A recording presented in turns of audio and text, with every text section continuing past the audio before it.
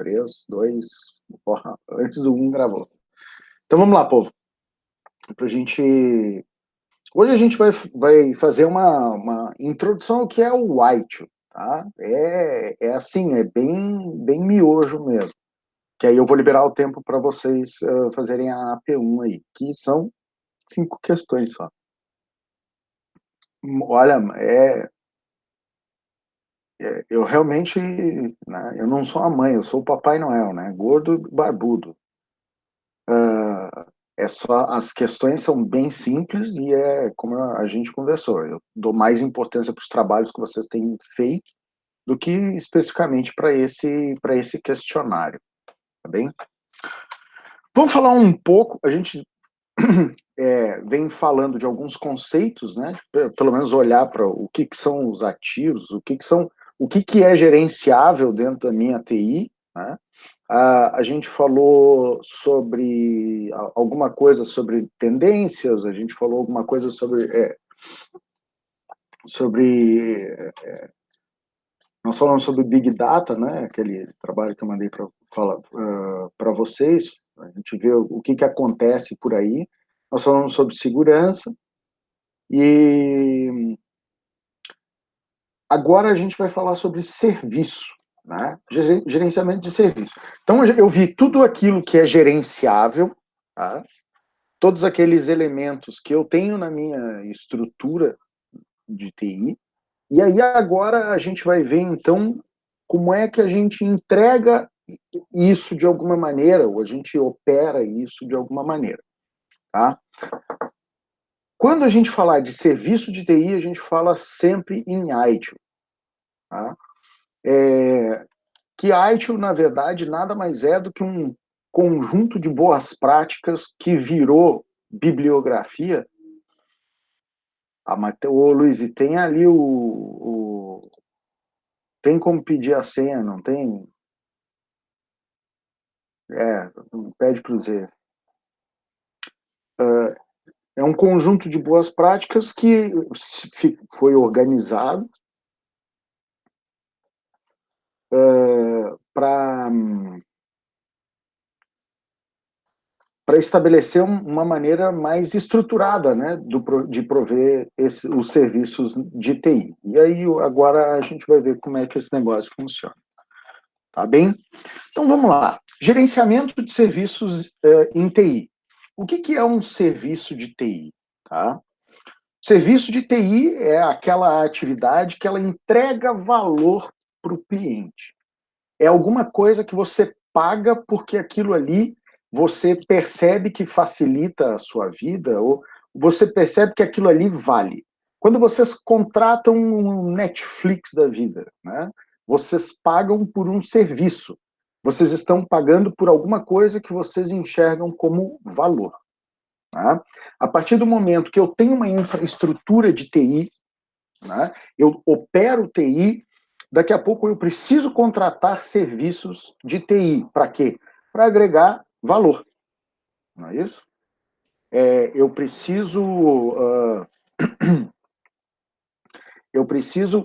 eu vou pagar por um serviço que vai ou facilitar a minha vida, ou vai me dar segurança, enfim, né? Uma série de fatores. Então, quando a gente fala de serviço, a gente fala de entregar valor, facilitar a entrega de resultado, né? Tirar do cliente custo e risco específico. Tá? Exemplo, as grandes operadoras, as grandes não, mas as operadoras, os provedores de internet menores, eles contratam serviços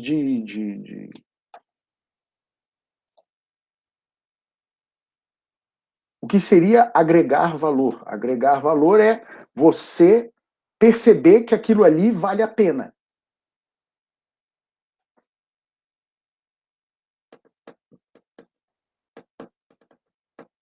Tá? É mais em relação à percepção do cliente. Por exemplo,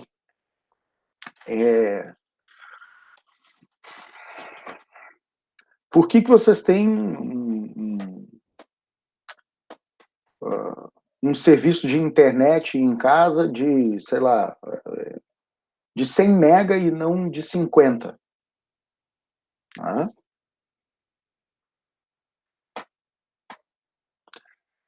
Mais rápido. Então você percebe que existe uma diferença, vamos dizer que o de 50 custe R$ 100 e o de 100 custe 130, ou 150, 140, 150. Aí vocês vão fazer aquele cálculo, pô, eu estou pagando 100 pelo de 50, mas eu posso ter um que é o dobro, pagando 50% mais ou 30% mais. Claro, mas esse custo-benefício é o benefício que você percebe, é o valor que você percebe, entendeu? Então isso é agregar valor. A partir do momento que você opta por contratar um determinado serviço, ao invés de você mesmo executar, é porque você percebe valor ali. Como é que você percebe? Ou você percebe diminuindo o risco, né? Então, eu estava falando, os provedores menores, eles contratam serviço de segurança de rede de empresas especializadas. As grandes operadoras têm equipe de segurança própria. Então, tem gente trabalhando lá, tem cara que é funcionário da Oi, da Vivo, que os caras trabalham lá. O pequeno provedor, principalmente quando tem ataque de negação de serviço e tal, eles contratam um serviço de filtragem de tráfego, né? Então, o que faz? Antes de entrar no AS do cara, ele redireciona para o cara que limpa o tráfego e depois devolve. Tá? E ele paga um bom valor por isso. Tá? A última vez que eu fiquei sabendo de valores era coisa de 10, 15 mil dólares, tá? Para esse tipo de serviço. Mas, em compensação, o cara que tem o provedor, que ele é um provedor pequeno, ele não é uma operadora do tamanho do... É o provedor da cidade, né? É o provedor da pequena região. Ele contrata esse serviço por quê? Porque ele está pagando para não ter o risco de ter que lidar com um ataque desse de negação de serviço distribuído. Né? Então, o serviço de TI é tudo aquilo que entrega valor para o cliente, ou seja, o cliente ele percebe que ele está pagando por alguma coisa que satisfaz uma necessidade dele e que ele acha razoável pagar por aquilo, né? Que é, como o Eduardo falou ali, o custo-benefício. Né? Então, o quanto eu topo pagar para ter aquele benefício. Eu fiquei durante algum tempo, aí eu vou contar uma historinha para vocês, assim, idiota, mas eu fiquei durante um bom tempo namorando o tal do Kindle Unlimited. Vocês já ouviram falar?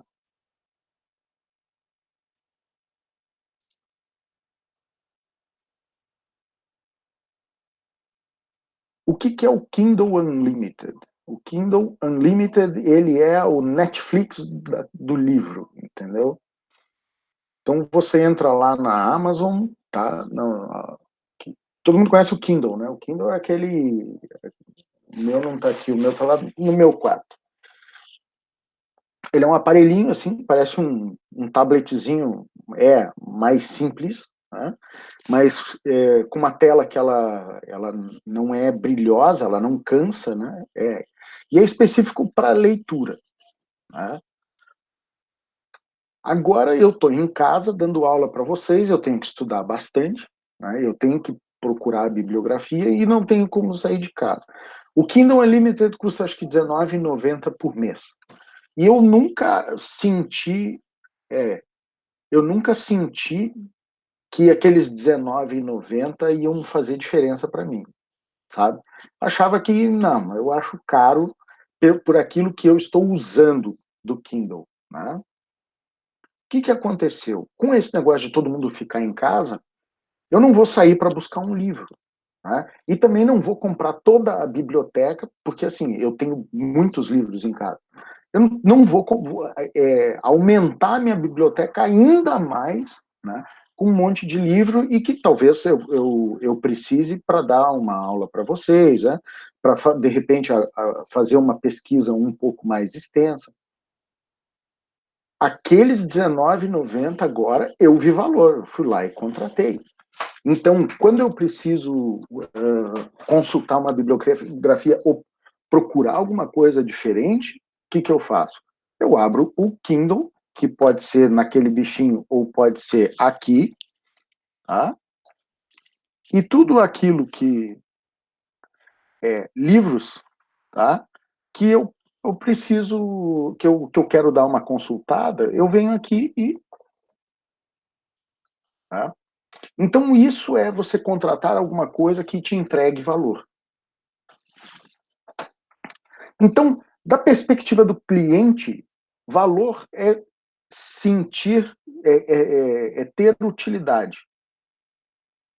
Que deu travada aí? Travou para todo mundo ou só para você, Carlos? O pessoal tá ouvindo, beleza?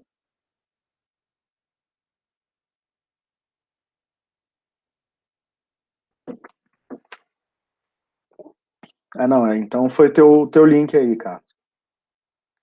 Então, da perspectiva de cliente, valor é aquela percepção de utilidade, entendeu? De você sentir que o seu dinheiro está sendo gasto em alguma coisa que traz um benefício para você. Essa utilidade ela pode ser desempenho ou diminuição da restrição de desempenho, quando a gente fala de serviço de TI.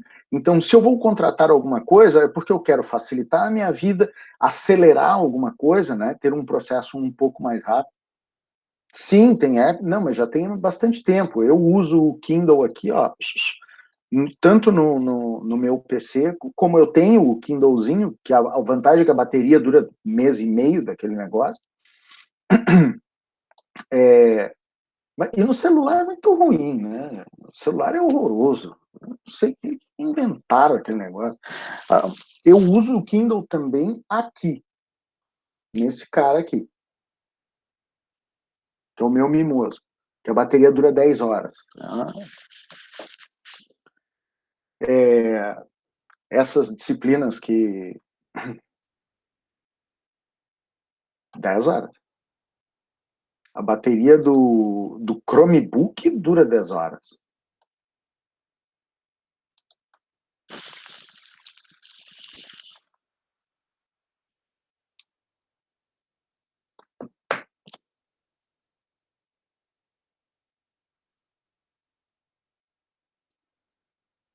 Ela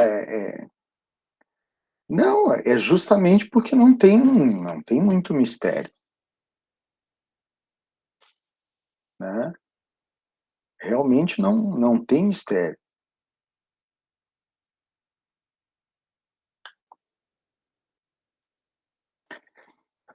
O Chromebook ele não é um notebook, ele é um tablet melhorado, né? Ele é um computador que só tem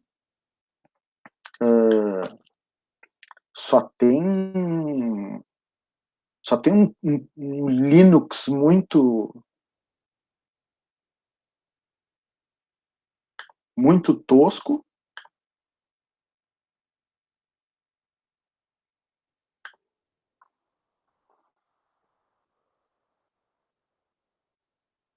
Tem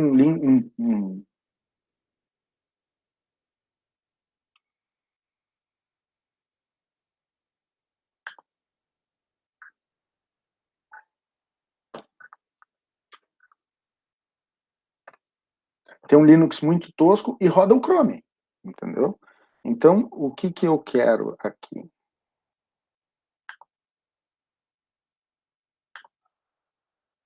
Eu quero mostrar isso aqui para você.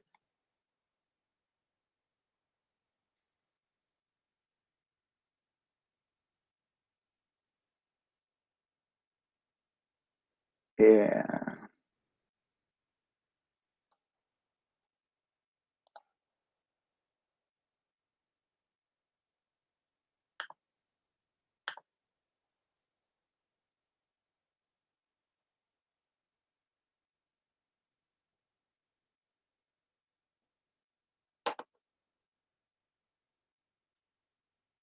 não sei se vocês conseguem enxergar a tela inteira.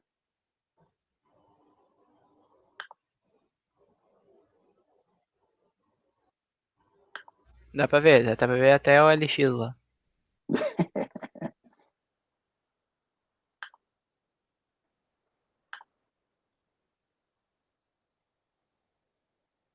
mas tá aqui, ó. 5 horas. 4 horas e pouco. Ele vai variando, né? É porque eu acabei de ligar ele aqui. Tá bom, dura mais que um iPhone. Pior é que dura.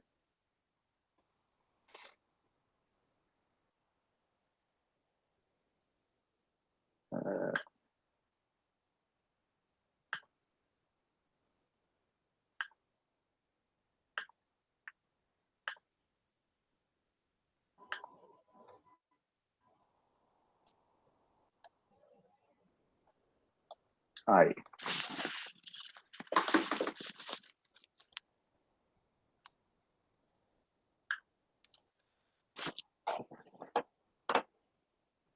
Bom, então vamos seguir aqui. A utilidade, ela está relacionada a desempenho ou diminuição da restrição de desempenho. Então, como eu estava falando para vocês, o pequeno provedor que ele contrata o serviço de segurança, ele sente utilidade por quê? Porque eu estou diminuindo uma restrição de desempenho, ou, na verdade, o risco de ter uma restrição de desempenho. E que, para aquele cara, ele é estratégico. Imagina um provedor de internet que está sofrendo um ataque de negação de serviço e não consegue entregar para o seu cliente a velocidade contratada. Aí a casa cai, né? É bem complicado.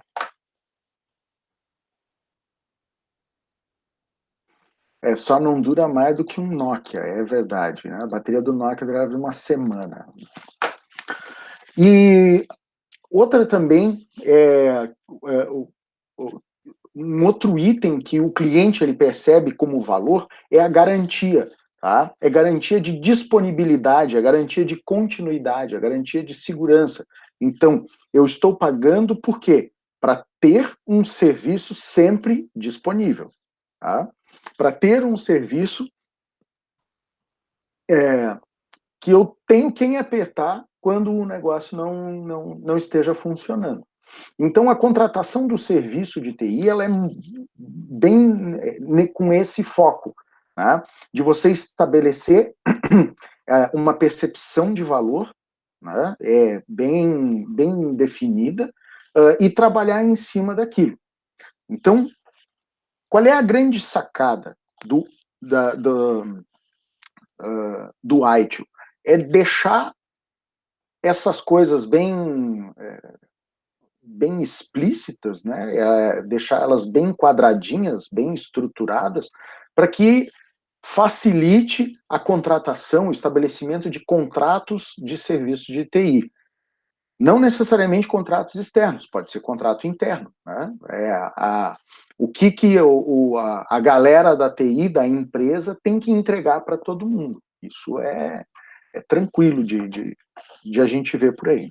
Então, o gerenciamento de serviços de TI, né, os serviços de TI, por definição, eles são um conjunto de capacitações organizacionais especializadas para fornecer valor aos clientes na forma de serviços. Quando a gente fala de capacitações, a gente fala de processos e funções. Então, serviço de TI, tá, é processos e funções especializadas para entregar alguma coisa que o cliente se sinta à vontade de pagar. Tá? Então, acho que ficamos tranquilos com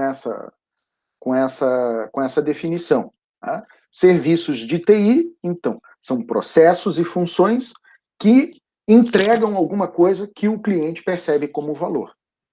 Se vocês contratarem o Netflix, por exemplo, vocês estarão pagando, né? Existem processos e funções, né? Função de busca, função de streaming, né? Que vocês percebem como valor. Aquilo ali traz para vocês uma percepção de valor. É para o lazer? É para o lazer, mas enfim, vocês estão dispostos a pagar por aquilo. Então vamos lá, o que é esse tal de ITIL? Né? O que é o ITIL? ITIL é o acrônimo de Information Technology Infrastructure Library, ou Biblioteca de Infraestrutura de Tecnologia da Informação. Tá? Ela foi desenvolvida pelo CCTA, que é era o Central Computer and Telecommunications Agency do Reino Unido. Tá?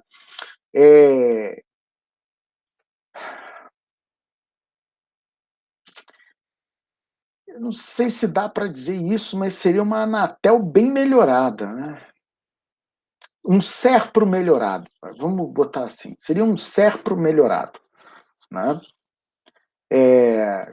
Que era tratado como agência e não como empresa pública, né? É que a Anatel ela tem um viés de regulação, né? Imagina o seguinte, a CCTA ela tinha o formato, ela era também uma agência de regulação, mas ela também provia serviços ou centralizava a contratação de serviços para o governo da rainha, né? Então, o que aconteceu? Os caras não estavam muito satisfeitos da maneira com que os serviços contratados estavam sendo providos. Tá? Então, o governo, né, o governo do Reino Unido, né, solicitou ao CCTA que montasse, estruturasse um manual, né, vamos dizer assim, de contratação de serviço de TI. Telefonia no Brasil é uma piada.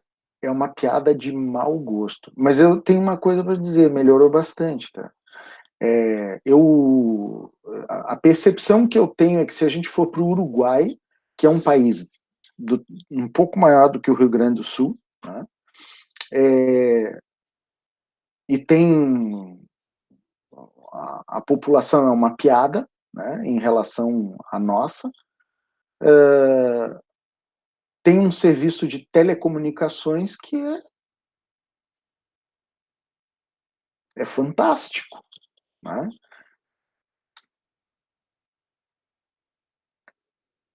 Carlos, eu tenho uma coisa para te dizer. O serviço de telefonia americano não é lá essas coisas. O europeu, eu concordo contigo que é O muito europeu eu bom. tenho conhecido na França lá e ele tem 3 GB de internet na casa dele e acho que ele paga 30 ou 40 euros. Micharia, micharia. Mas É, todas ele as disse vezes que é que eu... troco de pinga. Mas se você for para... a França eu não conheço, mas eu fui a trabalho para a Espanha algumas vezes. Cara, chegava lá, comprava um chip ou da Orange ou da Vodafone, entendeu? Metia no telefone, aí tinha, sei lá, pegava uma promoção desses pré-pago, assim, tinha 3 GB de telefonia celular, para ficar 2 semanas. Pagava 8 euros, 9 euros. Cara, o telefone, você só não tinha LTE dentro do trem, porque a 300 km por hora o telefone não consegue, não tem estação que pegue. Agora, na hora que diminuía, chegando na cidade, aí sim. Né? Mas aonde você precisasse, tinha. Precisava ligar para alguém, precisava usar a internet, que, claro, nesse caso é o que mais se usa. Né? E quando precisava ligar para alguém, eu não sei quantos minutos tinha.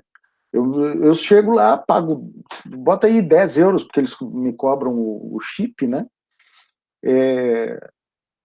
E passo 2 semanas com o telefone celular, com um monte de franquia, e podendo ligar para qualquer Zé Mané lá dos bruxos lá que eu conheço. Né? Então. Que nem eu vi acho que foi o apresentador do SBT,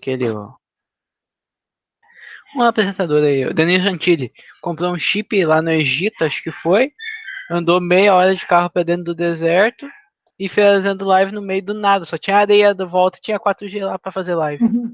Tu vai Mas no também centro de Canoas, tu não consegue pegar sinal. Catim. é, é, é que assim, tem duas coisas aí. Primeiro, tá? Em relação a você prover serviço de telecom, o Egito é plano, né, cara? É deserto. Tu levanta uma torre de 40 metros Isso, aqui, você... não tem como discordar. Hã? Não tem como discordar disso. Pois é, o Uruguai também, apesar é uma região de planalto, entendeu? Não tem muita serra. Não tem muita serra. Tá? Se você sair daqui, tanto se você for até Montevidéu, pelo litoral, tá? Pelo Chuí, por Jaguarão, ou aqui por Rivera, ali, é tudo planalto. Tem um trechinho de serra desse tamanho, que nem se E que é no compara. Rio Grande do Sul ainda. Hã? E que é no Rio Grande do Sul ainda. É, É pro lado do Brasil. pois é. Mas, não, mas tô falando já dentro do Uruguai, né? Não tem serra, não tem. O relevo não é acidentado. Então, você levanta uma torre de 60 metros aqui, cara, aquele negócio te dá uma cobertura absurda. Né? E aí você consegue quase enxergar a outra torre. Então, né? Agora, eu quero ver fazer cobertura de telefonia celular aqui subindo a 116 aqui, Picada Café, ali em, como é? Morro Reuter, aqueles buracos ali, cara, aquilo é serra e uma pirambeira dentro da outra. Né? Sim, é um horror, é um horror. Né? Eu conheço bem ali, a gente tem o projeto com a Polícia Rodoviária Federal e para conseguir cobrir aquele trecho da BR-116 até Caxias, tá? Para se cobrir 100% daquele trecho, teria que usar mais estação rádio base do que precisa para o resto do estado. Então, aí o que você faz? Você escolhe onde é que você vai deixar na reta. Pronto. Não tem como. O terreno é muito acidentado. Então, e claro, a gente vive num país de dimensões continentais e que, durante muito tempo, houve um investimento. Na verdade, quando a gente precisava ter investido em telecomunicações, a coisa, né? A gente, durante os anos 60 e 70, se investiu muito em telecomunicações, só que a tecnologia era tosca, né? Mas a gente tinha cabo submarino saindo aqui e indo por toda a costa para telefonia fixa. Né? O que aconteceu? Quando tinha que virar esse negócio tudo para fibra ótica, a gente não tinha mais capacidade de investimento. Foram privatizadas as companhias de telecomunicação, que eram estatais, né? E aí fica aquela janela de o cara comprou, ele tem que se estruturar para começar a investir. Né? Então ele compra aquela empresa com um determinado faturamento. Não estou dizendo que aqui que não deveria ter privatizado. Né? Só que aquele momento ali, que era o momento de. Eu acho que tinham que ter privatizado antes. Antes. Se a Brasil Telecom era muito melhor do que a Oi. Era Isso eu muito posso dizer. boa. Eu era pequeno e eu me lembro que a Visa Telecom tu botava R$ 1 e falava um mês. É. É, Mas eu não sei se o diga, senhor sabe como é que o Paraná tem uma internet razoavelmente boa. Sercontel. Cacopel, isso mesmo? É a Copel e a Sercontel. Isso, sabe como é que a Copel passa a internet? Com fibra ótica? Mas onde é que ela passa essa fibra ótica? Mas é claro, porque Ela, toda a ela... rede de alta tensão, ela precisa de monitoria, Exato. entendeu? A gente aqui, a CE também tem. Vocês acham que não tem? Só que aí é que tá, são as cabeças. Porque, infelizmente, essas estatais, elas acabam funcionando como feudos. O cara que é colocado como presidente de uma empresa dessa, ele é político, entendeu? Ele está ali para posar na foto, né, para sair de papagaio de pirata do governador, e são poucos que têm, que enxergam, né, que isso é uma excelente estratégia. Por que que a CE ela não expandiu, já que ela tem a CE distribuição, a CE transmissão, né, que tem... Cara, lança uma fibra ótica daqui a Uruguaiana, cara, sei lá, 3 cabos de 288 vias, e vende isso, aluga. Sim, eu participei dessa implantação em 97. Porto Nossa, Alegre. eu não era nem nascido nessa época, cara. Tá bom.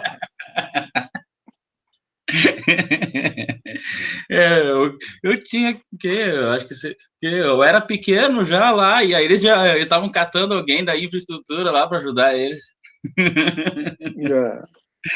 Pois é, a antiga CRT com cabo da Embratel, 36 fibras da Embratel, mais 12 fibras da antiga CRT. Uhum. Que aí saiu daqui, saiu pela Tabaí Canoas, foi até Rosário, de Rosário, até Santa Maria, Rosário, de Rosário a Uruguaiana, até Passo de los Libres. Eu peguei aquele trecho aqui depois de Santa Maria ali, na época. E realmente, vai um cabo, se vocês notarem toda a BR, tem uns marcadores beirando as BRs de 4 em 4 quilômetros, tem uma emenda ótica subterrânea. Tá, que faz a interligação entre Porto Alegre, na verdade, o Rio Grande do Sul, com a Argentina. Uhum. Tá, e a gente lançou até o cabo atravessando a ponte lá da Internacional. Lá. Em Passo de los Libres. Passo de los Libres, exatamente. Foi uma obra, a gente demorou mais ou menos, eu fiquei com eles uns 4 anos trabalhando com eles sobre esse lançamento. Uhum. É bem trabalhoso, e o problema nosso aqui é a rocha, porque a gente tem muita rocha. O nosso terreno, ele é muito, por isso que tem muita plantação de arroz, porque não absorve a água para baixo. Então, a água fica em cima, onde tem um pouquinho de terra. É então, laje? Exatamente, fica uma laje. Então, foi uma obra bem demorada, porque veio o pessoal de vários lugares do Brasil, principalmente lá do norte, com explosivos para poder abrir e quebrar essas rochas, porque ele tem que ser enterrado em média de, no mínimo, 1,5 metro para baixo, esses 2 cabos. Tudo isso? Tudo isso. No mínimo 1,5 metro. Então, tinha máquinas especializadas que ela ia cortando o chão. Só que tinha momentos que ela não cortava, não tinha como cortar, quebrava. Aí tinha que vir o pessoal com dinamite, fazer explosivos, fazer grandes perfurações, assim, para poder ela passar. Só que mesmo assim tem locais que são muito aterrados na BR-290, que quando a terra teve enxurrada e levou, os cabos ficaram aéreos, pendurados. E tiveram que fazer emendas e tudo mais. Aí ficou um bom tempo sem comunicação. A parte da dinamite é a parte legal do trabalho. O pessoal colocava... o Unabomber aí, ó.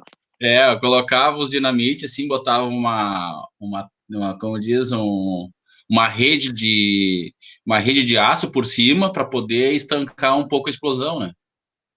Era bem bacana até o pessoal colocando, mas era trabalhoso, que eu vi de máquina quebrar, era difícil, mas a parte de tecnologia, da parte de fibra ótica, emenda, desde lá então, tanto que é a mesma de hoje, só que eram uns cabos bem, digamos, reforçados, tá? Eu tenho até hoje em casa, tenho alguns modelos desses cabos, eles até anti-roedores, tem vários anti no meio do processo, para conduzir apenas 12 fios de cabelo, entendeu?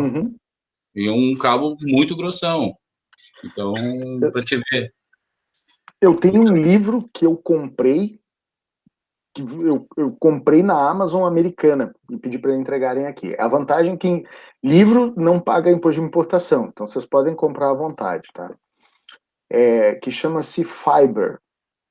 Tá? Fiber. Isso. Como é?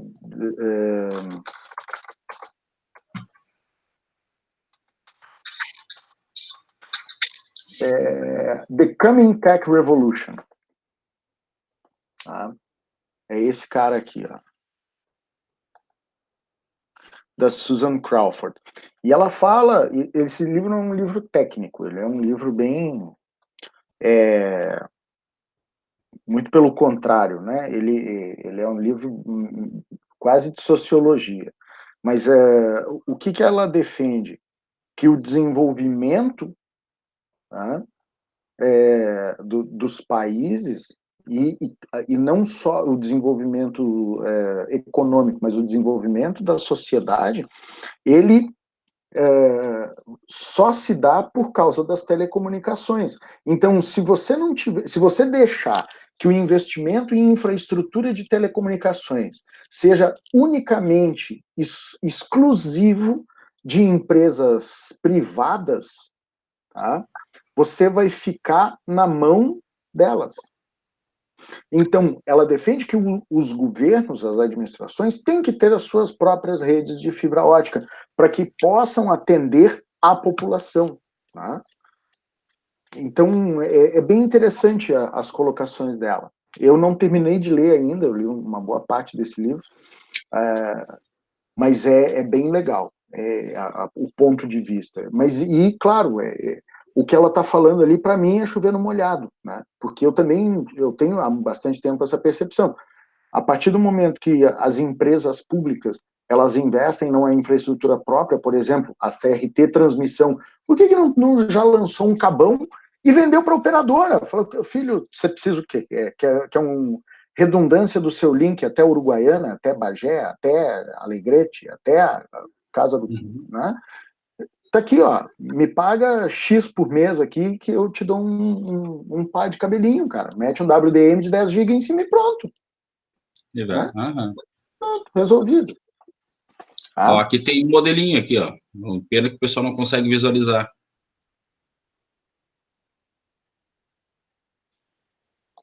As proteções dele. Então, abre o...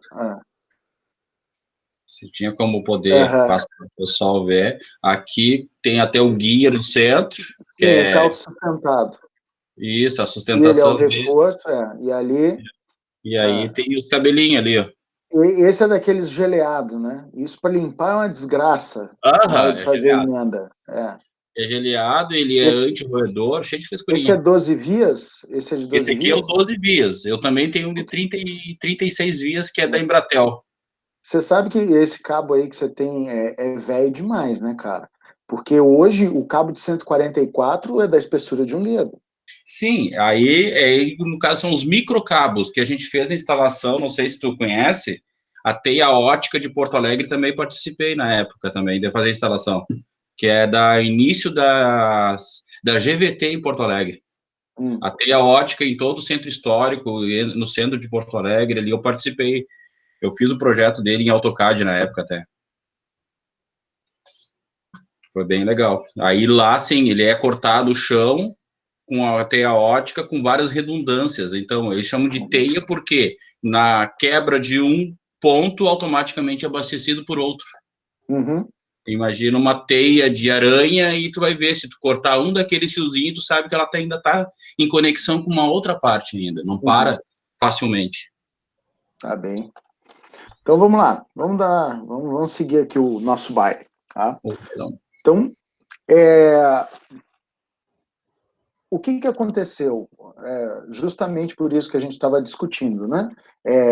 A agência ela recebeu essa encomenda do governo para montar um manual de boas práticas para a contratação de serviços de TI, já que o padrão dos serviços prestados estava bastante ruim. Acho que vocês já viram isso em algum lugar. Então, o que aconteceu? Eles montaram essa biblioteca, esse conjunto de livros, né, esse conjunto de guias, de manuais, de boas práticas para a contratação de serviços de TI. Mas não foi só isso. Não só para contratação, mas a boas práticas de estabelecimento dos serviços de TI. Então, quando eu pensar em serviço de TI, eu pego aquele negócio e começo a ler. Tá? Então, aqui a gente tem 3 volumes de 5. Aqui eu tenho o Service Strategy, o Design e o Operation. Tá? Tem mais 2 que a gente vai ver ali na frente. Então, atualmente, ao longo do tempo, foram feitas revisões, né? Foram feitas novas, diferentes abordagens, e a cada revisão dessa, aumentava o padrão de qualidade, né, e as exigências para o provimento de serviços. Né? Então, hoje, a ITIL já está na versão 4, mas a mais utilizada é a 3. A versão 4, agora, ela foi lançada há bem pouco tempo.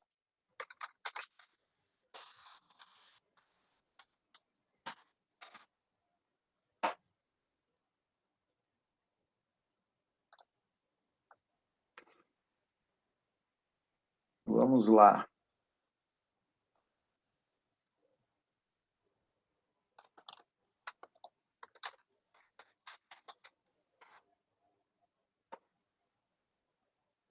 A versão 4 ela foi lançada oficialmente em fevereiro de 2019, enquanto a versão 3 ela foi lançada em 2007. Né? Então, vocês veem que uma versão dessa biblioteca dura anos, né? Poxa, bota aí, são 12 anos que ficou sendo utilizado, né? Opa, e aí? Então, a gente vai falar bastante de ITIL V3, tá? ITIL V4 ainda não pegou, ainda não é uma realidade no dia a dia. E eu acho que ainda vai demorar bastante. Olha, até esse negócio engrenar, pelo menos uns 2 anos. Tá bem? Beleza. Então, como eu falei para vocês, a ITIL é uma biblioteca, é um conjunto de livros, tá? Cada livro ele tem uma abordagem, ele aborda uma parte da estrutura do serviço em si. Tá? Então, a primeira chama-se estratégia de serviço, a segunda é o desenho de serviço, terceira, transição de serviço, a quarta é operação de serviço, e a quinta é melhoria contínua do serviço. Tá? Então, basicamente, estratégia de serviço é planejamento. Né? O que eu quero fazer com aquele negócio? Então, tanto é que cada um desses itens aqui, eles têm um conjunto de temas que são abordados. Estratégia de serviço, por exemplo, aborda o tema de gerenciamento estratégico para serviços de TI, gerenciamento financeiro de TI, gerenciamento do portfólio de serviços, gerenciamento de demanda e gerenciamento do relacionamento com o negócio. Opa! Então eu estou pensando em planejamento estratégico, cara. Então eu estou pensando em planejamento. Eu tenho que ver se esse negócio aqui é viável, eu tenho que ver o alinhamento desse serviço com aquilo que atende ao meu cliente, né? Eu tenho que ver custos envolvidos nisso, montagem do portfólio de serviço, daquilo que vai ser provido para o cliente, né? Gerenciar as demandas, como é que a partir do momento que as demandas vão surgindo e que eu vou recebendo, como é que eu vou tratar esse negócio? Né? E o relacionamento com o negócio, né? Em caso de mudanças estratégicas do negócio, do cliente, né? Como é que eu vou me portar frente a isso? Como é que eu faço as adequações? Uma coisa que cabe lembrar para vocês, eu falei ali atrás, mas eu quero deixar isso bem frisado. Quando a gente fala de cliente, ele não necessariamente precisa ser um cliente externo, tá? Ele pode ser um cliente interno. A partir do momento que eu tenho uma empresa que tem um setor de TI, o cara que é o gerente de TI tem que olhar aquilo ali como um negócio, como uma caixinha. Ele tem que administrar aquilo como se fosse uma empresa, entendeu? Que tem que atender bem os seus clientes. Ah, mas é todo mundo dentro do mesmo CNPJ. Não importa. Tá? Eu preciso me estruturar dentro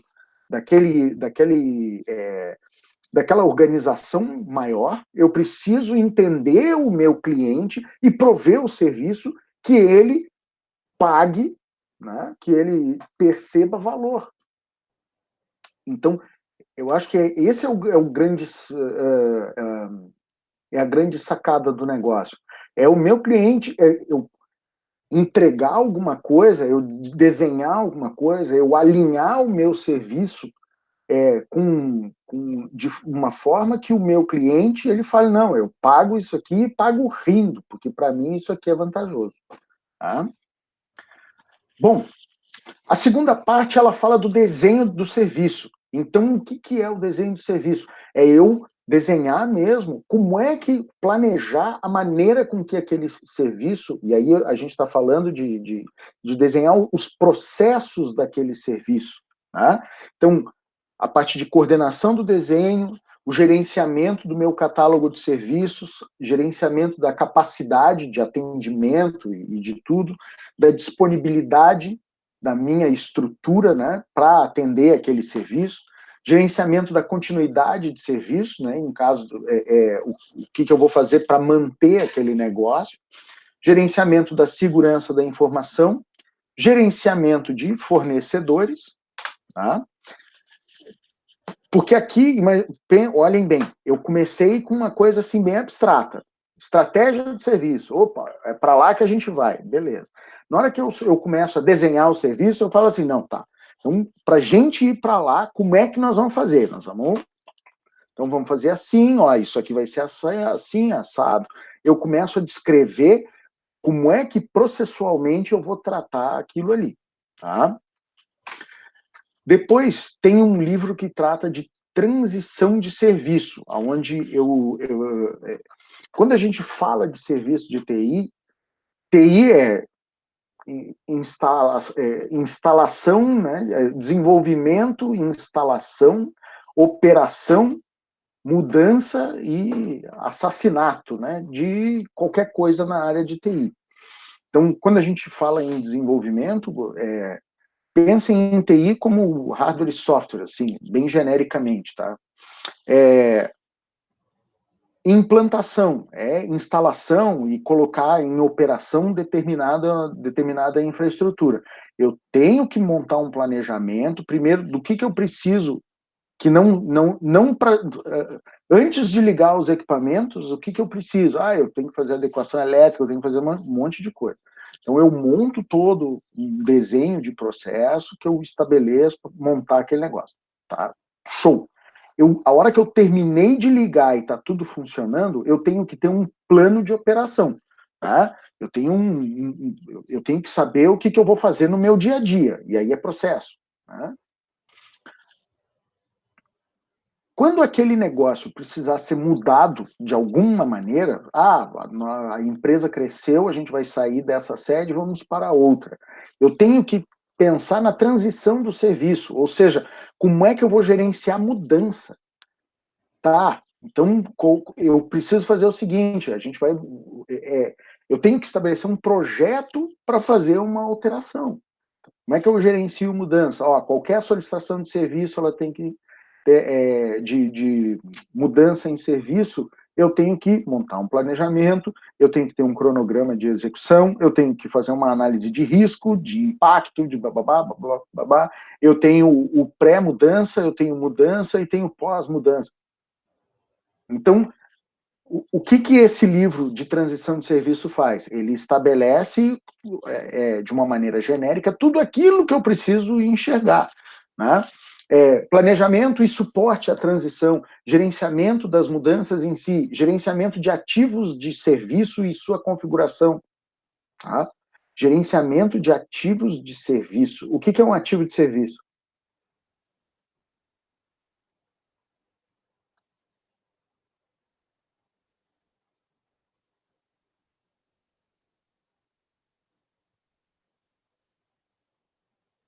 O que é um ativo de serviço?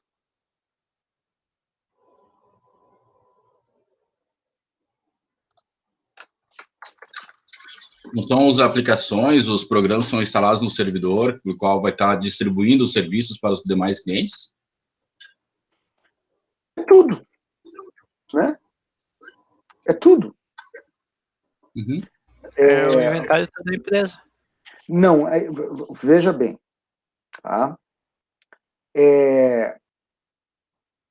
O ativo de serviço, que não confunda com o ativo do cliente, tá? O ativo de serviço, ele é toda a infraestrutura que eu preciso para a operação do serviço. Tá? Então, servidor, que nem o mocinho ali sumido, né?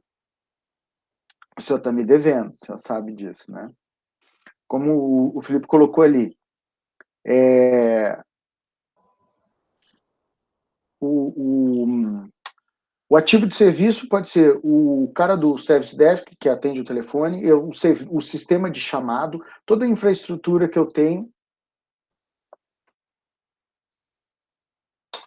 O que, rapaz?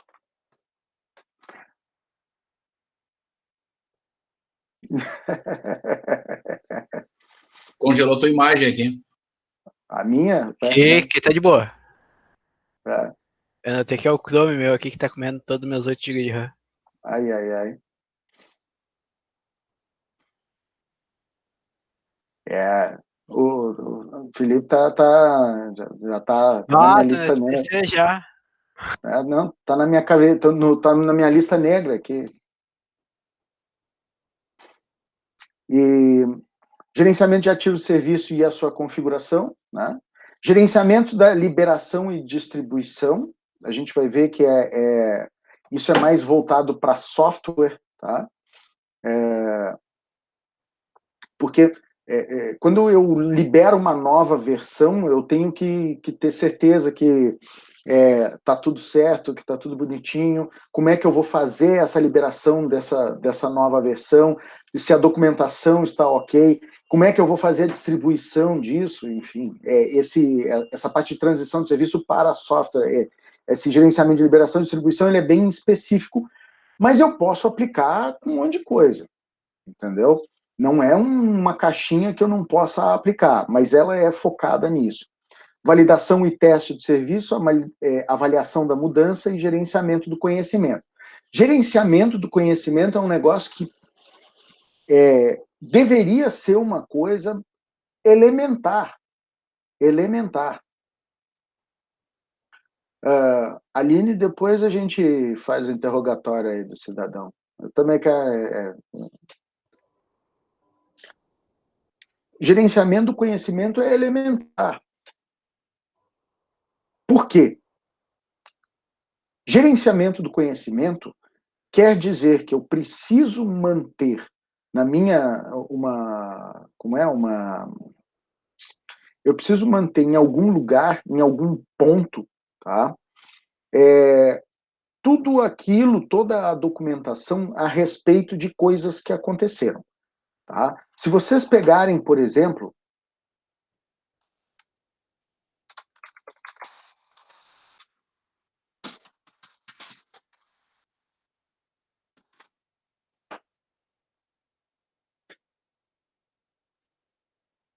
Qual a pergunta, senhor? Acho que eu... Sim, Não ouvi, desculpa. diga. Não, achei que foi uma pergunta. Não. Ah, tá. Se vocês pegarem, por exemplo, aí é que eu fui pegar aqui, ó. Quando a gente fala de base de conhecimento, é um ponto onde eu vou registrar, eu vou armazenar tudo aquilo que eu descobri, tudo aquilo que eu conheci ao longo dos meus processos. Tá? Base de conhecimento, vocês conhecem essa empresa aqui? Diz que é uma empresa pequena lá de Redmond. Né?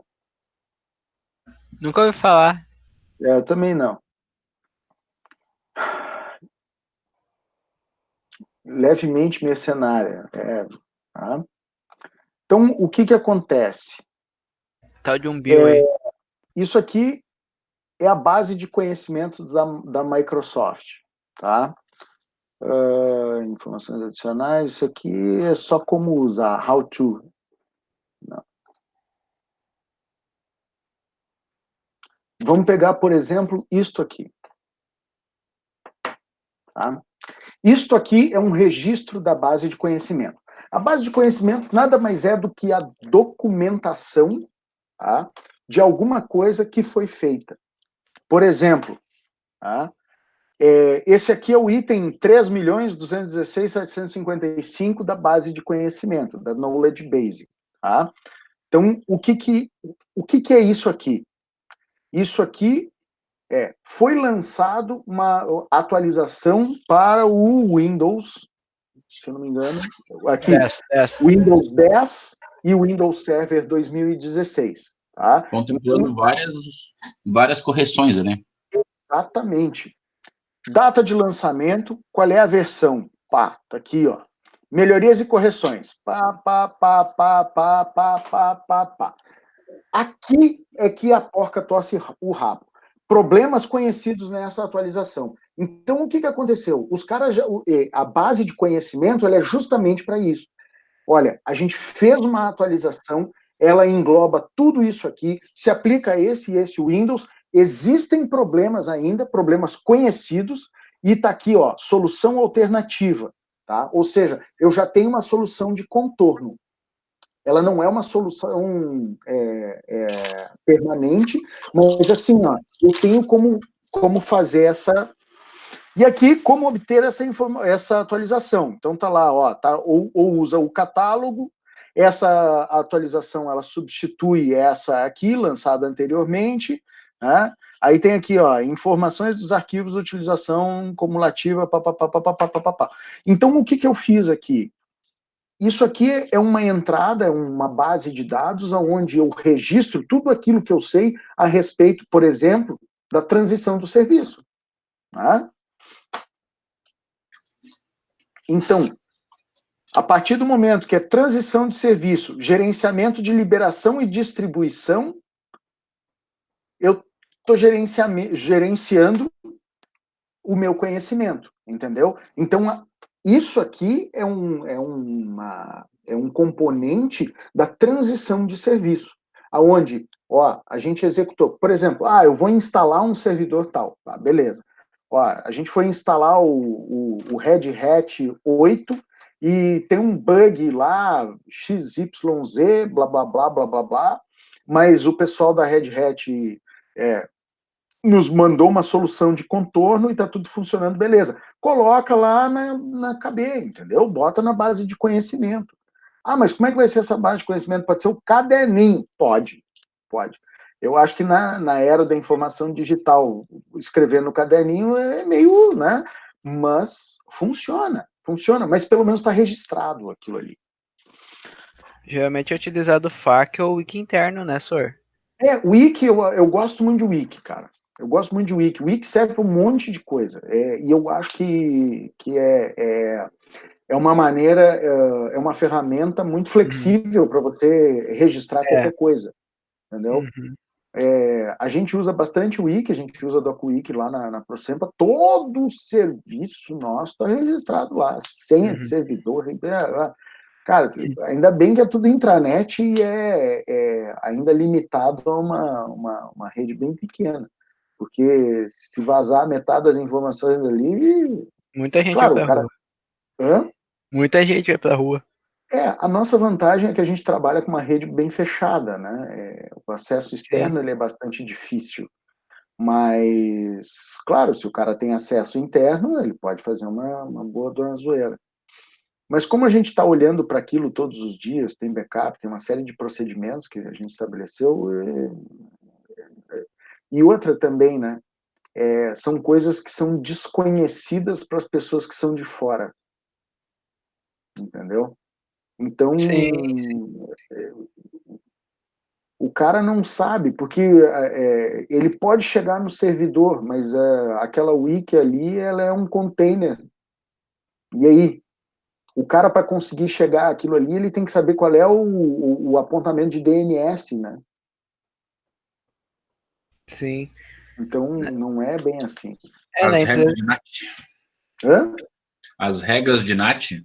Não, é que assim, ó, no mesmo servidor eu coloco N serviços. Esses serviços, eles só são diferenciados por como eu chego lá. Então, eu preciso que cada serviço desse, ele seja vinculado a um apontamento de DNS, entendeu? Assim, tipo o virtual server do Apache, entendeu? que na mesma porta você tem você tem lá o Apache rodando, entendeu? Você tem um serviço que é o serviço principal, mas você tem vários apontamentos de DNS para o mesmo servidor. Tá? Então, o que acontece? Quando você aponta, quando a requisição ela vem, tipo assim, ó, www1 e www2, exemplo, tá? Se vier como www1, eu jogo para uma página. Se vier como www2, eu jogo para outra. Né? Então, você consegue chegar no serviço principal. E o serviço principal, normalmente, a gente deixa um it works. Né? Então, só para saber que tem um serviço rodando ali. Agora, tá, mas em qual porta? Tá, pô, o cara ele vai ter que penar bastante. Ele precisa ter acesso ao nosso servidor de DNS para descobrir o que tem aonde. E aí, Dá pra fazer um host menos T, não, ali. Vai ser quase tudo. difícil, cara. Se tiver só IP, dá um host menos T, ele vai resolver tudo que resolver aquele nome ali, ele consegue fazer. Dá pra fazer Eu uns acho. dig. Dá pra fazer uns dig, uns dig loucos que eu descobri um tempo atrás, que ele mostra todo o endereço do. Tem como bloquear, eu descobri como bloquear. Claro, é que aí você está fazendo um zone transfer, entendeu? Dá pra. Se o cara ele tá, ele deixou o zone transfer habilitado, tem que dar com um gato morto na cabeça do cara, entendeu? Tem um cliente bem grande em Porto Alegre, tava aberto. Como assim? Exatamente, como assim? Principalmente em 2020, né, cara? Em 2005, você conseguir fazer um zone transfer era tranquilo, entendeu? Tinha um camarada meu que trabalhava num provedor grande, né? Um provedor de conteúdo hoje, né? Preciso Terra. dispensa mais apresentações. Hã? Terra. Né? Que a gente fez um zone transfer e nós ligamos para ele, né? E detalhe, ele é meu colega hoje na Procento. Aí deu um corre lá, eu sei que os caras, não, foi 2004, eu acho. Não, Deu um senhor. corre, deu um corre. Não, e falha de rede é que mais tem. Eu liguei pro diretor executivo da Algar do Paraná porque a intranet deles era um Vindula e tava com a senha de mim. Eu botei a senha padrão de mim Vindula, eu botei a de mim Vindula, abriu tudo, baixei os PDF. Peguei, o senhor é o fulano de tal? Sou, diretor executivo. Lá.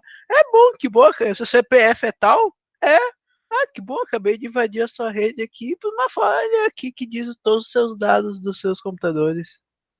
Ele, não, cara, vou passar pro meu setor de TI, tu deixa teu contato. Não, cara, deixa que eu entro em contato com o setor de TI, eu tenho os contatos dele aqui.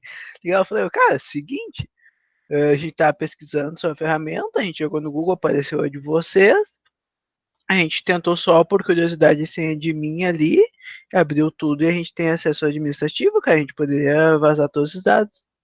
Eles, não, cara, pode ver, hoje em dia o cara virou até cliente nosso por causa disso, mas, cara, os caras, e daí, não, a gente tá no processo que a Algar foi comprada e ou eles compraram uma outra Uhum. lá. E, cara, só sei que deu Cara, o umas negócio é o batidas seguinte, loucas lá. principalmente em operadora, cara, muitas dessas coisas os caras botam para funcionar no susto, entendeu? E às vezes no corre, né, no meio da noite, você acha que o cara implantando o negócio, 3:30 da manhã, tu acha que ele vai lembrar de, putz, esqueci de trocar a senha. Não vai, né? Ele tá Tá? vendo ali o que ele vai fazer amanhã já. Né? O cara ele quer terminar aquele negócio e dormir, cara, tá louco? Ah, vai ficar que nem um idiota aqui, que a gente passou recuperando um serviço, né? Eu falei para vocês que eu tinha, uns 2 semanas atrás, a gente teve um problema com o servidor. Ué, não tô sabendo não. Não, a gente tem uns servidores que tem um serviço de GPS dos rádios, né? Uhum. E são 5 servidores, uns Dell PowerVolt, eu acho. Power Deixa eu Edge, ver. Não, mais porrada ainda. é servidor de hack. Agora eu não me lembro, mas acho que é o 780. Acho que é PowerVolt 780. E aí, como todos eles foram instalados juntos, né, o que aconteceu? Os discos todos começaram a dar problema juntos. Né? E aí foi parando, e empresa pública tem aquele processo maravilhoso para você comprar material de reposição, né? Você leva 6 meses para conseguir comprar um negócio, e os discos foram para o espaço, cara. Não deu tempo. Então, eu consegui salvar algumas coisas que eu consegui tirar de dentro, mas os RAID todos pifaram. E aí, eu passei uma semana brigando com os espanhóis para a gente levantar tudo na nossa infra, que nós temos a gente tem um Blade Center violento, né, cara? É um negócio... não, né? Nós temos alguns, são 3, se eu não me engano. Eu vou passar um negócio... Não, é o seguinte, isso aí é uma coisa, eu li um artigo muito bom essa semana, depois eu acho, posto lá no Cledon, que o nome é RAID não é backup. RAID não é backup. E como assim tem gente que RAID é backup? RAID é uma ferramenta de segurança para tu ter alguma coisa, mas não é um backup. Se queimar um HD, tu tem uma redundância, tu tem mais velocidade, tu tem mais escrita, mais leitura, mas backup não é. Acho que foi tudo que falou na aula de semana passada que o backup fita nunca vai morrer. Sim. Tem cliente meu aí que usa backup fita até hoje. Isso aqui é o que a gente tem. Ah, É tá. um dos. Ah, tá. Esse daí tá bonzinho. Dá pra aguentar aí uns 80 servidor, no mínimo. Mais, eu acho. Não, 80 servidor rodando tudo 100% fazendo mineração. São 28 CPUs, são 28 blades, esse aqui, com 770... Na verdade, é 780 GB, né? De RAM. Então, e aí o espanhol tava aqui, não, mas isso é um ambiente que não é homologado. Eu falei, pô, velho. Aí eu tive que mandar o espanhol, falar, vamos fazer o seguinte, ó. A gente providencia infraestrutura porque nós somos especialistas nisso, e vocês voltam o serviço porque vocês são especialistas nisso, entendeu? Aí, era esse que eu... Aí, pelo menos assim, a gente recuperou o que precisava ser recuperado. Agora tem a fase 2, que eu ainda não consegui fazer com que as... Aí tem um problema bem complicado aí. E agora, com esse negócio de Covid aí, estando como é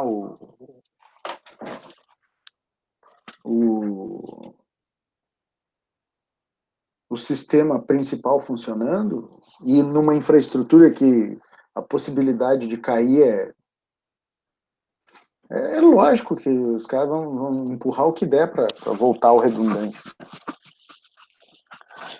Mas, então vamos lá. Para a gente finalizar aqui, aí vocês vão fazer a AP1, né? Eu tenho um outro livro que fala de operação de serviço, que fala do tratamento de gerenciamento de eventos, gerenciamento de incidentes, gerenciamento de requisições, gerenciamento de problemas e gerenciamento de acesso. Uma pergunta: qual é a diferença de incidente e requisição? Incidente seria algo que não foi previsto, requisição algo que pode ser postergado, assim? Não, requisição, assim, ó, da maneira mais... Oi? Eu ia falar que incidente é algo que funcionava e parou de funcionar. Não necessariamente. Não necessariamente. Um incidente é qualquer evento não Um evento previsto. que veio do nada. É um evento não previsto e que pode degradar parcialmente ou totalmente, pode ser a causa, né? De uma indisponibilidade ou uma degradação em algum serviço, tá? esse incidente ele pode ter um impacto mínimo, ele pode não ter impacto nenhum às vezes, né? Mas ele precisa ser tratado de alguma maneira. E uma requisição ela é uma solicitação, entendeu? Então, eu preciso colocar preciso de mais espaço em disco, eu vou tratar isso como uma requisição. Por que existe essa diferenciação entre as solicitações, né? Porque um incidente ele precisa ser tratado com determinada urgência, e uma requisição não, né? Claro, eu tenho uma requisição urgente, tudo bem, mas quando eu vou montar um contrato de nível de serviço, eu te digo, cara, uma requisição eu te atendo em 24 horas, um incidente eu te atendo em 2. Né? Então, o incidente ele coloca em risco a operação, a requisição não. Então, e o problema ele advém do incidente, né? O incidente é o fato gerador e o problema aí é algo que precisa ser tratado. A gente vai ver direitinho ao longo da nossa evolução aqui. Eu pretendo dar pelo menos, eu tinha planejado 4 aulas para a gente falar de ITIL, tá? E aí eu estou roubando a tempo da AP1, como eu deixei a AP1 para vocês fazerem 5 questões de uma semana, né, aproveitando as diretrizes aí desse período de quarentena, né, que foram estabelecidas pela UBRA, e como vocês estão fazendo uma série de trabalhos, eu deixei rolar, tá? E aí resolvi adiantar isso aqui para a gente ir maturando, para a gente ir discutindo, né? E aí a gente ganha mais uma aulinha para falar de ITIL. E o elemento final de ITIL é melhoria contínua, tá?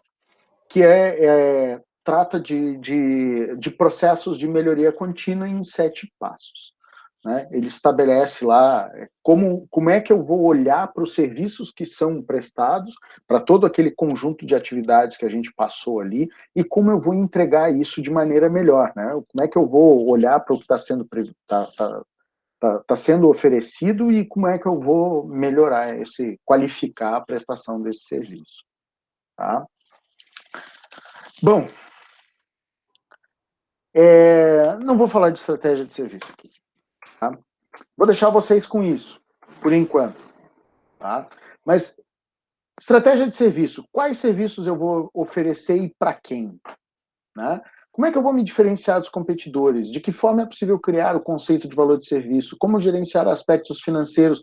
Como definir qualidade de serviço e como melhorar? Como alocar recursos de forma eficiente de um portfólio de serviço e como resolver conflitos de demanda entre eles? Pensem nisso. Né? Quando a gente for falar de serviço, quais serviços eu vou oferecer e para quem? É claro que essas disciplinas que são mais teóricas, elas só ficam mais... A gente consegue enxergar melhor quando a gente faz estudo de caso. Né? Então,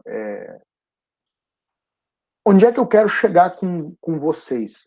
Meus planos para essa disciplina eles são o seguinte. A gente vai falar de ITIL, deixa eu só abrir meu plano de aula aqui. Cadê?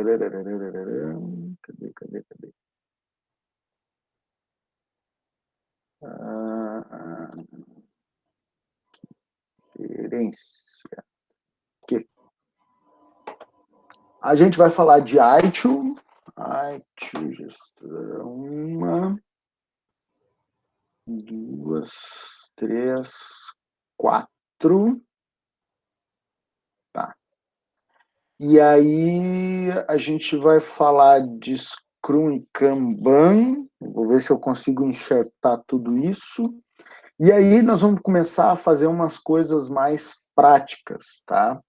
Aí o que a gente vai fazer? Eu quero entrar com vocês com ferramentas mesmo. Vamos instalar uns bagulho louco, que eu ainda não decidi se a gente vai usar o XCP ou o Proxmox. Para colocar Proxmox. Por que Proxmox, cara? Porque já mexe, já revirei tudo aquilo lá já. eu estava pensando até no Ovirt, cara, mas o Ovirt tem tanto bug, tanto bug. Eu comecei eu fui no Ovirt direto baixei o Node, né? A imagem do Node, que era para ser o mais fácil, né? Aí baixei a imagem do Node, o bagulho, até para instalar, cheio de bug. Eu falei, puta, não, mas aí tá complicado.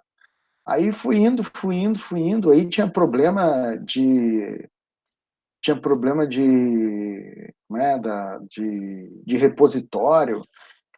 Vem o repositório, ele deveria estar habilitado, mas aí não vem habilitado. Assim, uns problemas de dependência. Eu não sei como é que os caras botaram aquilo ali, né? Foi muito tosco. E aí né, me deixei, eu fiquei meio entristecido e abandonei o Ovirt, né? Mas assim, entre o Proxmox e o XCP, eu tenho que admitir o seguinte: o Proxmox ele é muito, o XCP ele é muito mais familiar para mim, né? Primeiro porque eu sou velho, né? Eu comecei usando o Zen lá atrás, né, cara? Então, mas essas ferramentas, todas elas, é mais do mesmo, né? É mais do mesmo. É que nem falha, é tudo igual, só muda o lugar onde faz.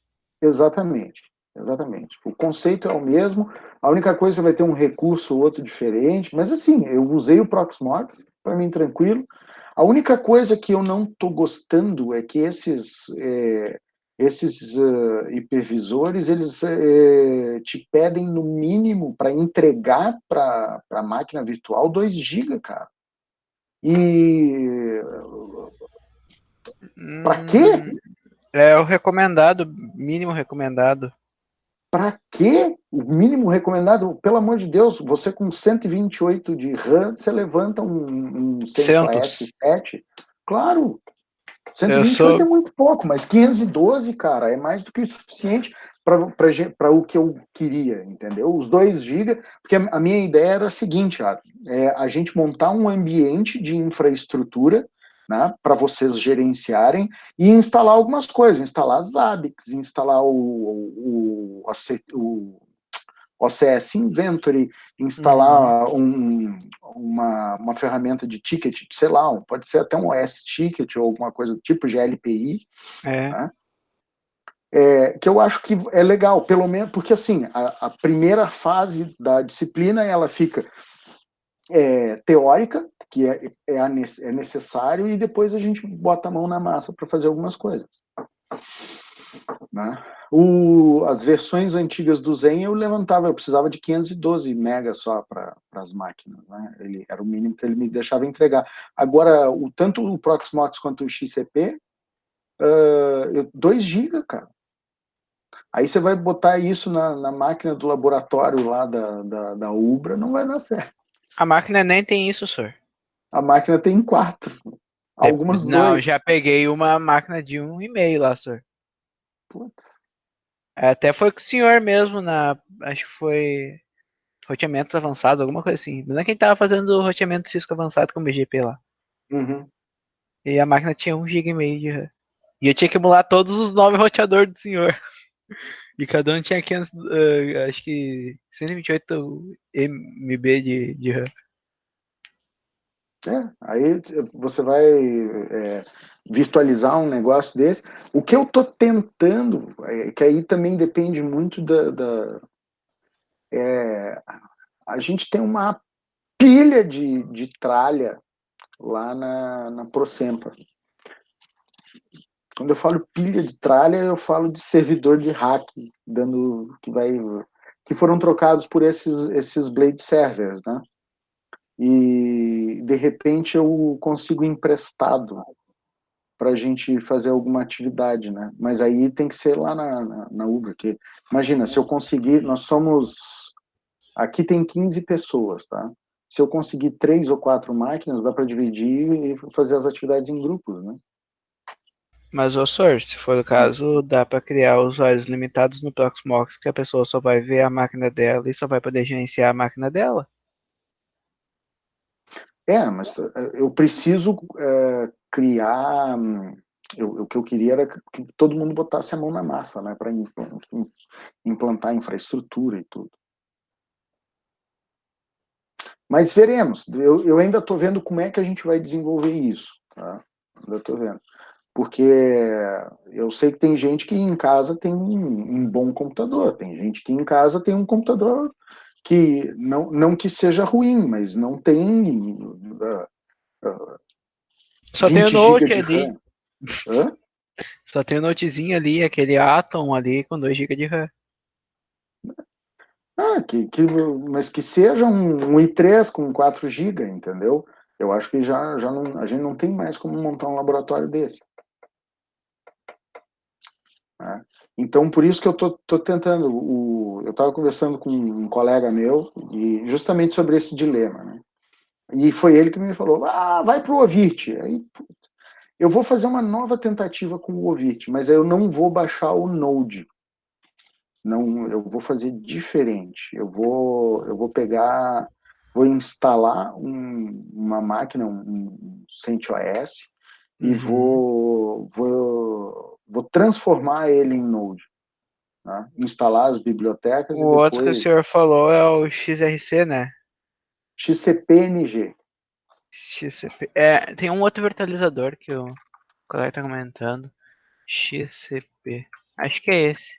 É esse cara aqui, ó. Na verdade, ele é um fork do Zen, cara. O Zen virou comercial e os caras continuaram fazendo A parte open source. esse aqui é o da comunidade. Eu gosto muito dele, cara. Ele é um VMware tosco, entendeu? Mas tem tudo. Não Não, é tem. porque a gente tá. Acho que é esse cara mesmo. Que a empresa tá tentando botar além do Proxmox, botar mais um, porque tem gente que vê o nome Prox viu na vida. Uhum. E parece que o backup desse cara aí é muito bom. Sim, porque ele é baseado no Zen, entendeu? Sim, Ele é baseado no Zen. Mas, meu, baixa e dá uma olhada, tá? É eu vou dar uma olhada. xcp-ng.org, tá? Não, Só já tô olhando baixou e aqui já. instalou. A diferença é que o Proxmox, ele é todo web, tá? Esse cara aqui, o que você faz? Ele é que nem o... Puxei mesmo. Ele é que nem o... Cadê o... Você instala no servidor e abre a aplicação. Ele é que nem o VMware, que você instala o ESX lá e instala o ambiente e depois abre a interface de administração. Deixa eu ver se eu tenho uma máquina aqui levantada com esse cara aqui.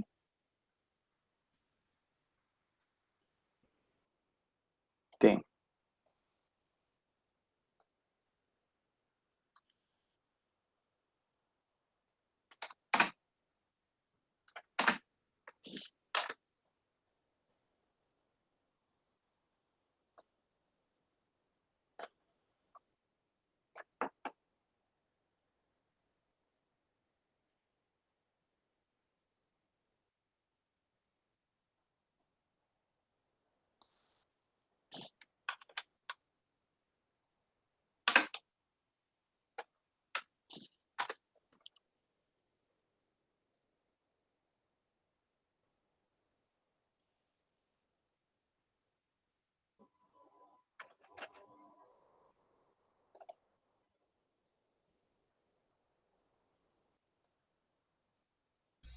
Daí a função desses dois Ah, caras pesou meu seria. Node.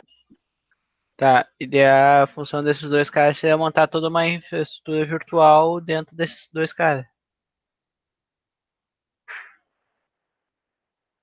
Isso.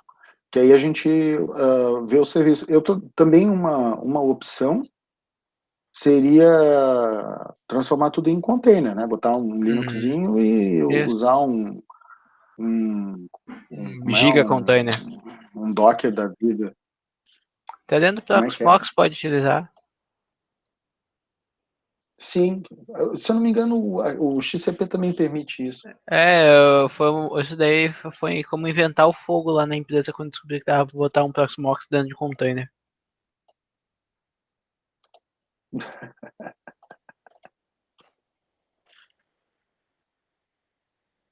Vamos. Ó, darthvader8@gmail.com. Já sabem para quem enviar.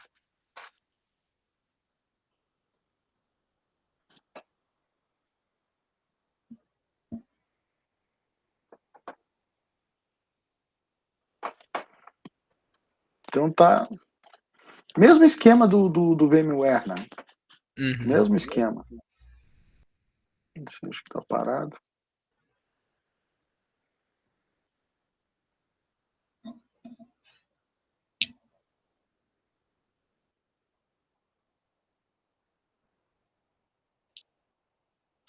O virtual do virtual, né?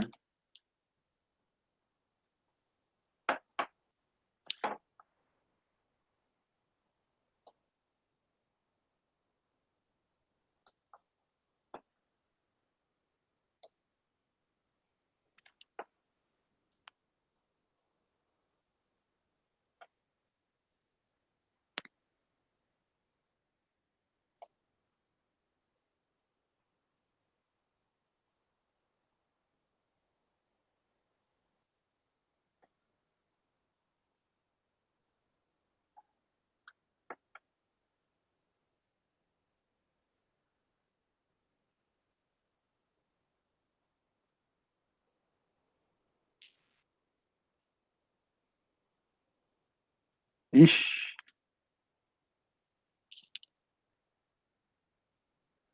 Acho que o cliente aqui travou. Travou.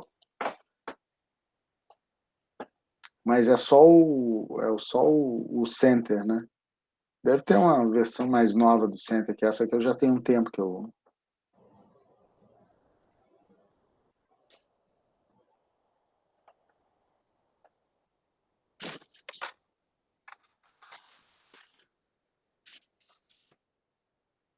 Mas o bom é que tá tudo funcionando, né? Como trava só a interface, O SSH funciona. sim, funciona.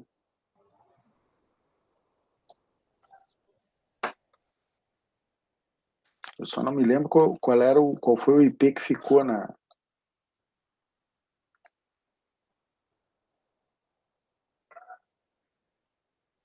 Por algum motivo, ele tá travando aqui.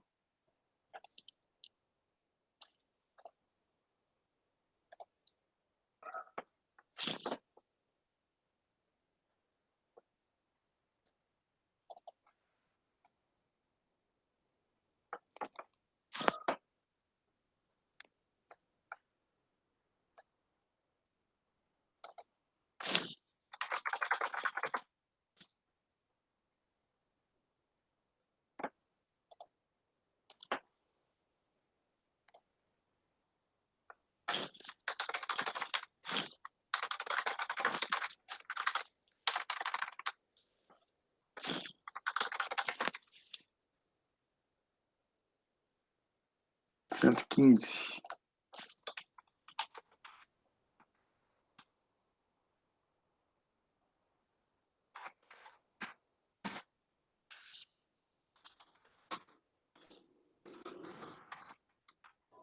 Aí. Eu posso até fechar isso aqui. E tá aqui a minha máquina virtual. E aí eu posso, por exemplo.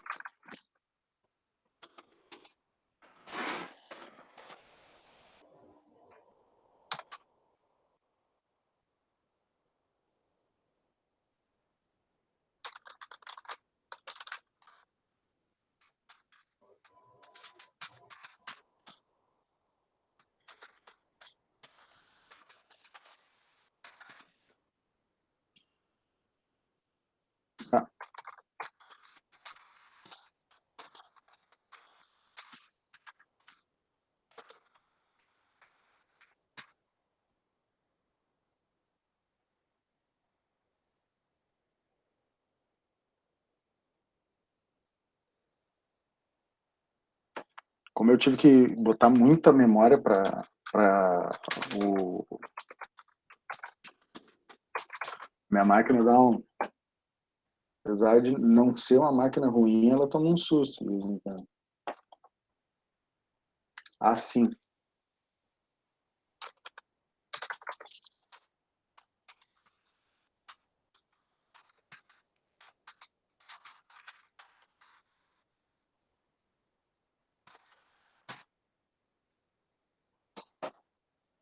Tcharam!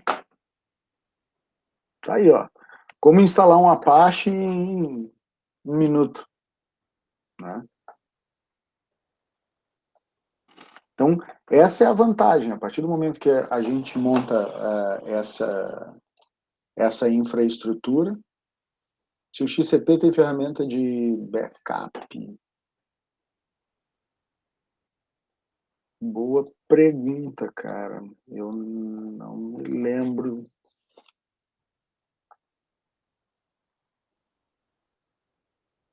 Na verdade, não cheguei a olhar esse.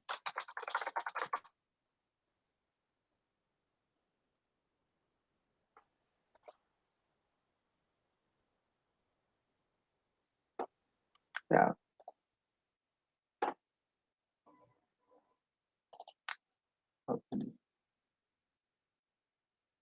eu realmente não sei o que seria essa ferramenta de backup, né? Backup até aonde?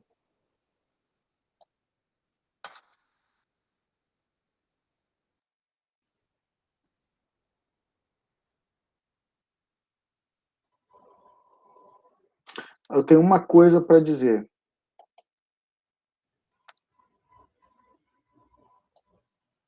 Sim, ele faz backup do servidor inteiro. Se ele chegou a 46 mega, é porque ele está fazendo um backup violento. Mas suas backup é quente ou... Provavelmente sim. Se ele eu tô com o CentOS rodando aqui em cima e ele já me fez o backup, deixa eu ver aqui, ó. Uhum.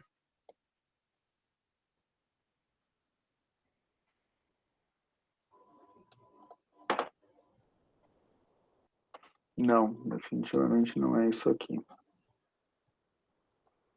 Não.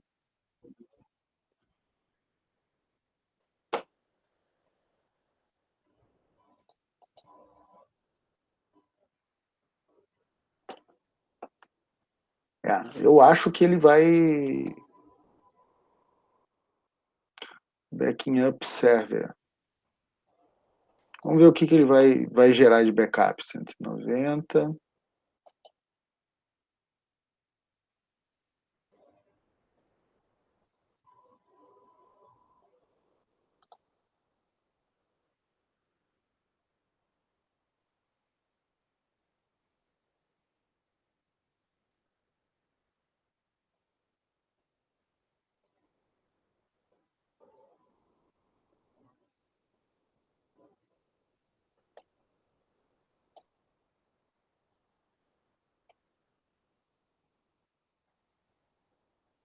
Isso aqui é só.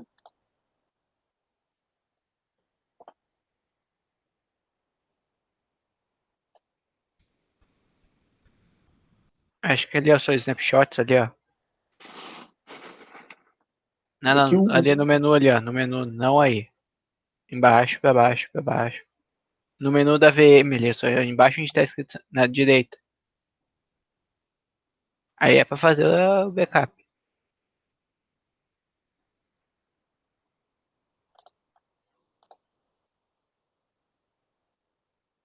Acho que quando o que é backup isso tiver aí? finalizado, vai ser aí, talvez.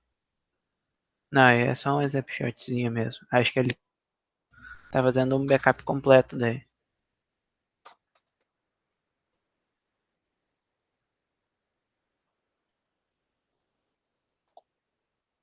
Vamos ver só se o problema é se ele resolver fazer um. Isso aqui é só o snapshot da máquina mesmo. É. XCP, esse aqui são os templates.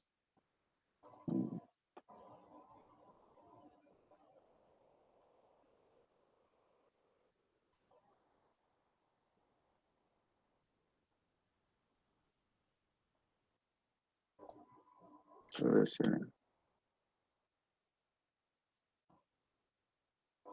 ele está fazendo backup do servidor mesmo, mas...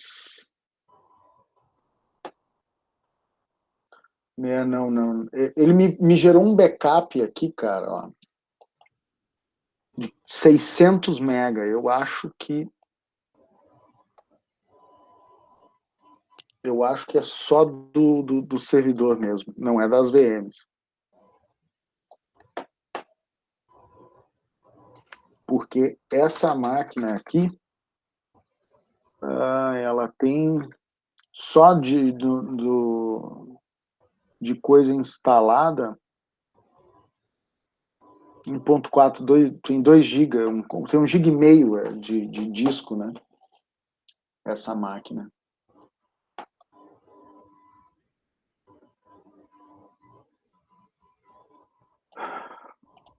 Cara, backup de VM, eu acho que você só vai conseguir fazer com a máquina a frio, entendeu? Você vai ter que desligar a VM e exportar ela, né? Você pode criar rotina? Não sei. Eu não mexi o suficiente aqui. No VMware, sim. Tá? Mas, normalmente, parte do princípio de que você vai usar um storage para armazenar essas coisas e você vai criar um cluster de processamento. Aí você pega 2 servidores, coloca um do lado do outro. Se um falhar, ele migra as máquinas. Né? Você pode criar um cluster, pega 2 máquinas. Não precisa ser nada grandes coisas, entendeu? E aí bota um storage por trás, né? De preferência que seja com fibra, né? Porque senão a taxa de transferência fica muito baixa. Tá? Mas então, povo, eu vou deixar vocês fazerem lá a avaliação, que já está lá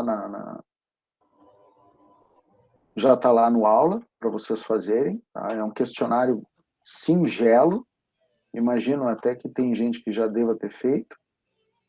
Ó, um já fez. Tá? Então, vou pedir para vocês terminarem lá.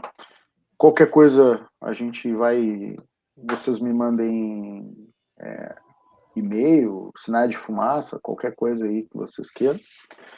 E vamos pensando qual é a melhor maneira de fazer isso aqui. Eu tô dando uma olhada em umas ferramentinhas para ver o que a gente pode fazer de brincadeira.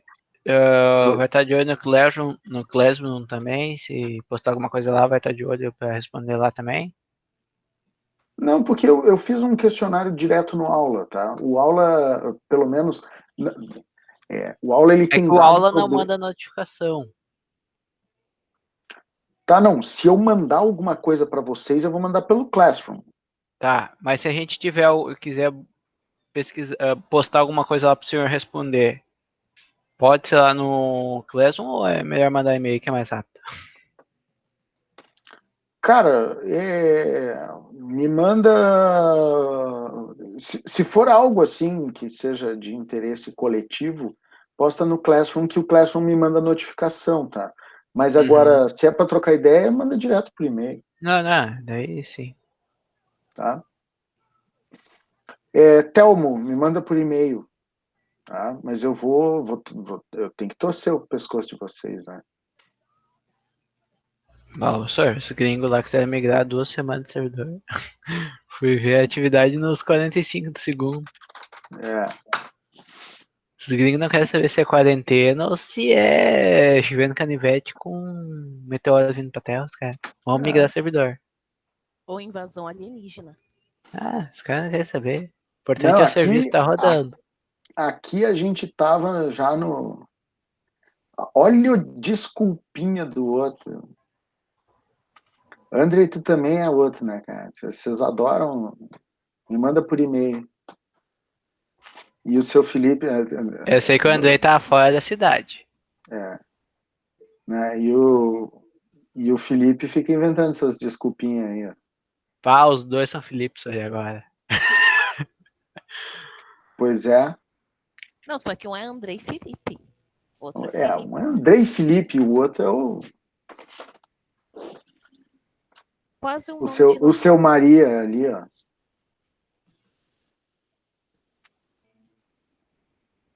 Então, povo, me despeço por aqui. A gente vai conversando aí. E qualquer coisa, me prendam um grito, tá? Não esqueçam de fazer a atividade. não prendeu o grito. Não, detalhe, o teu repertório de desculpa, só que tu te esquece o seguinte, cara, eu também, até hoje eu sou aluno, tá? Até hoje. Até hoje.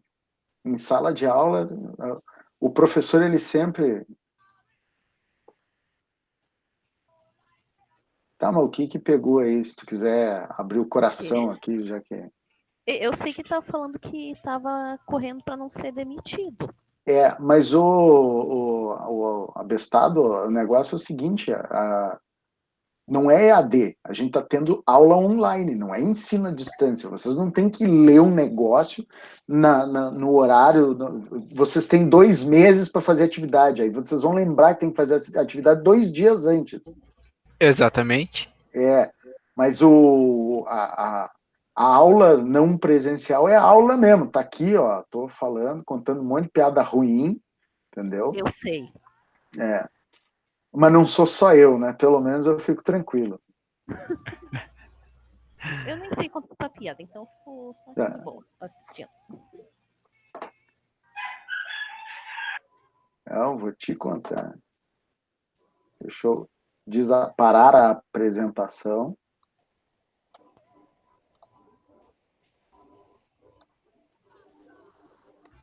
Vai valer o 04 ainda, senhor? Hã? Vai valer o 04 ainda se enviar? Vou pensar no caso de vocês. Motivou. Eu tinha feito metade, não tinha enviado. Eu me enviei mais da metade, faltou um pedacinho. Eu fiquei na dúvida. Manda ou não manda? Se daí, já até faço agora já. Eu tenho que dizer uma coisa para vocês. Ao invés de vocês fazerem logo e me mandar, vocês ficam me perguntando. Faço e me mando. Na pior das hipóteses, eu vou dizer que não vou aceitar, né? Mas vocês sabem que eu dou uma colher de chá. Mas só que, pô, né, daqui a pouco eu vou começar a não aceitar mais. Entendeu? Não exagerem também na minha boa vontade. Vocês têm que pensar o seguinte, isso aqui não é uma aula virtual, isso é uma aula não presencial, porque continua sendo aula, continua tendo um professor, entendeu? A gente só não está na faculdade, está cada um na sua casa. Então, o que é sucesso, cara? Eu não entendi. Eu acho que eu perdi aqui.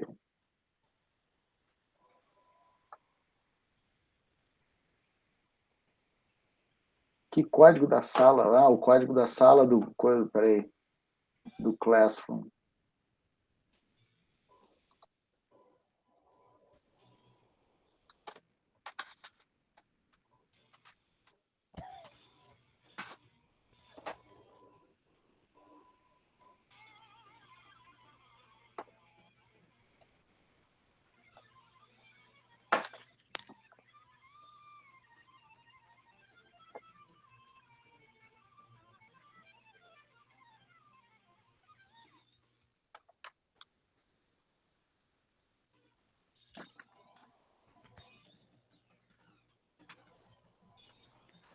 Essa aqui, ó. Ô, Felipe. Entra no Classroom e procura essa sala aí.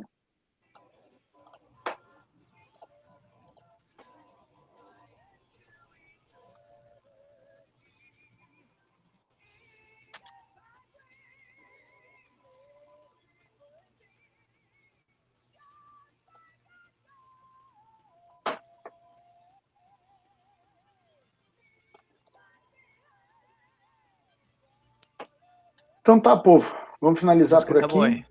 Um bom final de semana para vocês. Bons estudos. E aí a gente vai se falando. Quem não entregou os trabalhos, pelo amor de Deus, né? Manda aí logo de uma vez. Pode mandar por e-mail. Beleza. Boa noite, professor. Tudo de bom? Então tá, tudo de bom para vocês aí, bom descanso. Boa Realmente, noite. senhor. Parou. Eu acho que sou eu que tô ouvindo. E ô, Tchau. Felipe, tu tá me devendo umas pedras, hein? Eu vou torcer teu pescoço. Toma vergonha na cara e fecha com nós aí. Bah, um JBL vai ser pouco. Já vi que vai ter. Não, ele não tá mais trabalhando.